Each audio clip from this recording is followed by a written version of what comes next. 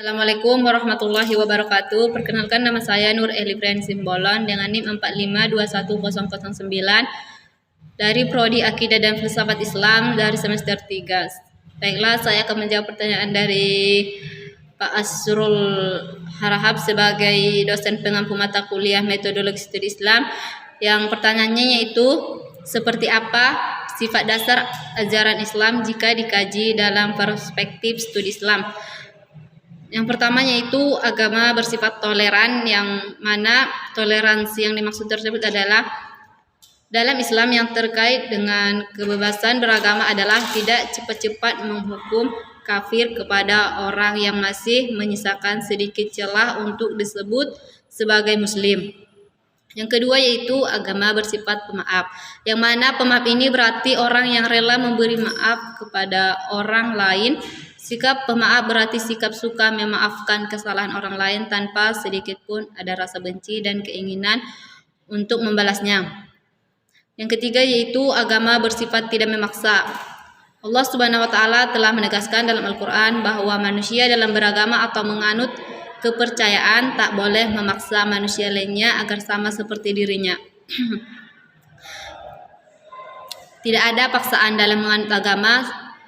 Yang keempat yaitu sikap saling menghargai, yang mana sikap saling menghargai ini adalah sikap toleran sesama umat manusia sebagai hal yang wajar dan tidak melanggar hak asasi manusia lainnya, di mana seseorang menganggap keberadaan orang lain sebagai bagian dari lingkungan sama seperti dirinya, tidak saling bermusuhan atau merugikan antara sesama manusia lain, karena harus saling menghargai perbedaan agar tidak terjadi masalah atau perselisihan yang dapat menyebabkan perpecahan di masyarakat.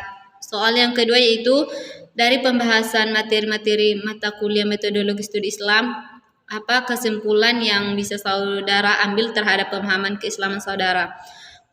Pemahaman keislaman menurut saya yaitu Islam itu mengandung bahwa sampai di mana kemampuan seseorang untuk mengenali atau memahami nilai agama yang mengandung nilai-nilai leluhurnya serta mempraktikkan nilai-nilai tersebut dalam ajaran agama-agama Islam. Dan salah satu cara kita mengenal Allah yaitu dengan cara membandingkannya dengan sesembahan agama-agama lain. Cara lainnya yaitu ialah dengan mempelajari kitab kita yaitu Al-Quran, yang mana Al-Quran itu adalah sumber ilmu pengetahuan pedoman bagi kita sebagai umat Islam dan juga sebagai sumber kehidupan, dan juga Islam membedakan dirinya dari agama lain dengan kitab sucinya. Al-Quran yang artinya bacaan yang secara kedudukan berada di atas semua kitab-kitab religius lain bersama dengan hadis atau buku-buku tradisi. Al-Quran merupakan penuntun tingkah laku umat Islam yang sifatnya mengikat, terjalin hubungan yang sangat erat dan kompak. Yang ketiga yaitu pengelompokan keilmuan. Yang ketiga yaitu soalnya yang mana saya pahami yaitu pengelompokan keilmuan dalam Islam. Yang pertama yaitu klasifikasi atau pengelompokan keilmuan dalam Islam merupakan suatu proses pengelompokan ilmu-ilmu keislaman berdasarkan metode pendekatan yang ada dan mengklasifikasikan sesuai dengan jenis dan karakteristik yang dimiliki ilmu tersebut. Metodologi pengelompokan dalam Islam, proses untuk mendapatkan ilmu pengetahuan dikenal dengan istilah epistemologis. Setidaknya ada 3 model sistem berpikir dalam Islam, yakni Bayani, Irfani, dan Burhani, yang masing-masing mempunyai pandangan yang berbeda tentang pengetahuan. Bayani adalah memahami teks atau nas sebagai pengetahuan jadi dan langsung mengaplikasikan tanpa perlu pemikiran. Namun secara tidak langsung Bayani berarti memahami teks sebagai pengetahuan mentah sehingga perlu tafsir dan penalaran. Meski demikian, hal ini tidak berarti akal atau rasio bisa bebas menentukan makna dan maksudnya, tetapi tetap harus bersandar pada teks, sehingga dalam Bayani rasio dianggap tidak mampu memberikan pengetahuan kecuali disandarkan pada teks atau nas. Contohnya yaitu ilmu fikih dan usul fikih. Yang kedua yaitu Irfani adalah model penalaran yang berdasarkan atas pendekatan dan pengalaman spiritual langsung atas realitas yang tampak. Irfani adalah esoterir atau bagian batin. Oleh karena itu, rasio yang digunakan hanya untuk menjelaskan pengalaman spiritual, metodologi dan pendekatan irfani mampu menyusun dan mengembangkan ilmu kesufian.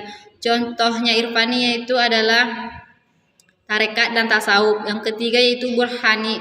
Burhani adalah kerangka berpikir yang tidak didasarkan atas teks suci maupun pengalaman spiritual, melainkan berdasarkan keruntutan logika. Kebenaran dalam spekulatif metodologi ini persis seperti yang diperagakan oleh metode keilmuan Yunani yang landasannya murni pada cara kerja empirik. Kebenaran harus dibuktikan secara empirik dan diakui menurut penalaran logis.